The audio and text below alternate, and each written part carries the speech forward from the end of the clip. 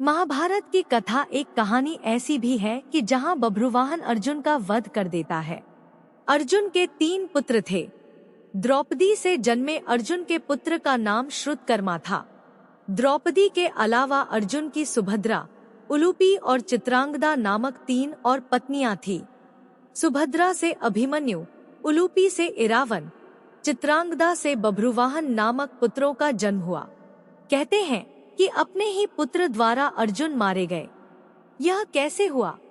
इसके पीछे भी एक कथा है। एक दिन महर्षि वेदव्यास और श्री कृष्ण के कहने पर पांडवों ने अश्वमेध यज्ञ करने का विचार किया। पांडवों ने शुभ मुहूर्त देखकर यज्ञ का शुभारंभ किया और अर्जुन को रक्षक बनाकर घोड़ा छोड़ दिया।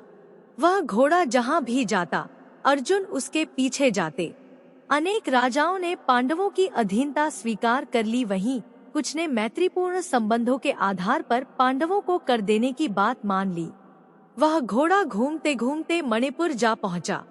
मणिपुर नरेश बभ्रुवाहन ने जब सुना कि मेरे पिता आए हैं, तब वह गणमान्य नागरिकों के साथ बहुत सा धन साथ में लेकर बड़ी विनय के साथ उनके दर्शन के लिए नगर सीमा पर पहुंचा।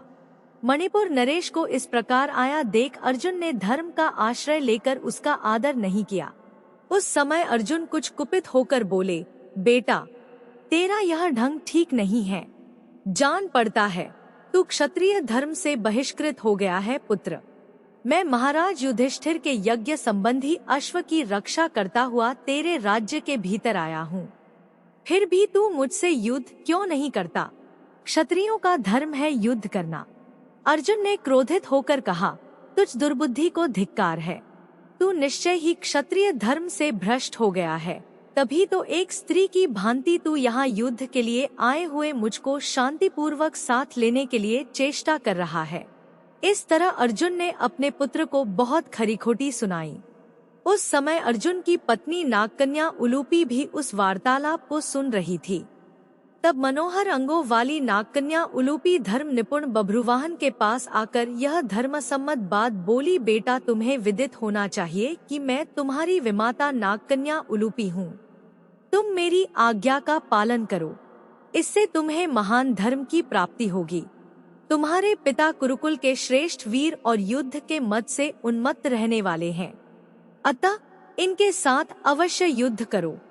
ऐसा करने से ये तुम पर प्रसन्न होंगे, इसमें संशय नहीं है।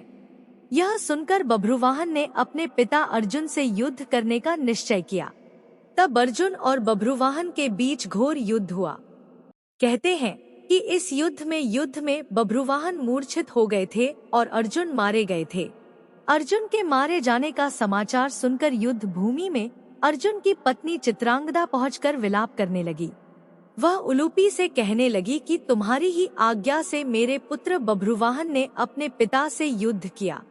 चित्रांगदा ने रोते हुए उलूपी से कहा कि तुम धर्म की जानकार हो बहन, मैं तुमसे अर्जुन के प्राणों की भीख मांगती हूँ। चित्रांगदा ने उलूपी को कठोर और विनम्र दोनों ही तरह के वचन कहे।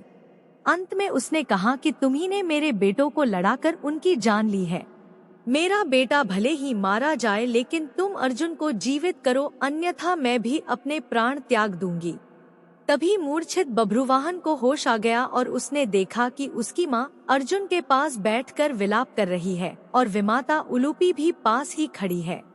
बभ्रुवाहन अपने पिता अर्जुन के समक्ष बैठकर विलाप करने लगा और प्रण लिया कि अब मैं भी इस रणभूमि पर आमरण अनशन कर अपनी देह त्याग दूंगा। पुत्र और माँ के विलाप को देख सुनकर उलूपी का हृदय भी पसीज गया और उसने संजीवन मणिका का स्मरण किया।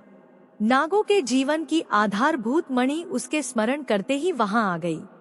तब उन्होंने बभ्रुवाहन से कहा कि बेटा उठो, शोक मत करो। अर्जुन तुम्हारे द्वारा परास्त नहीं हुए हैं। ये मनुष्य मात्र के लिए अजय हैं। लो, यह दिव्य मणि अपने स्पर्श से सदा मरे हुए सर्पों को जीवित किया करती है। इसे अपने पिता की छाती पर रख दो, इसका स्पर्श होते ही वे जीवित हो जाएंगे। बभ्रुवाहन ने ऐसा ही किया। अर्जुन देर तक सोने के बाद जागे हुए मनुष्य की भांति जीवित हो उठे।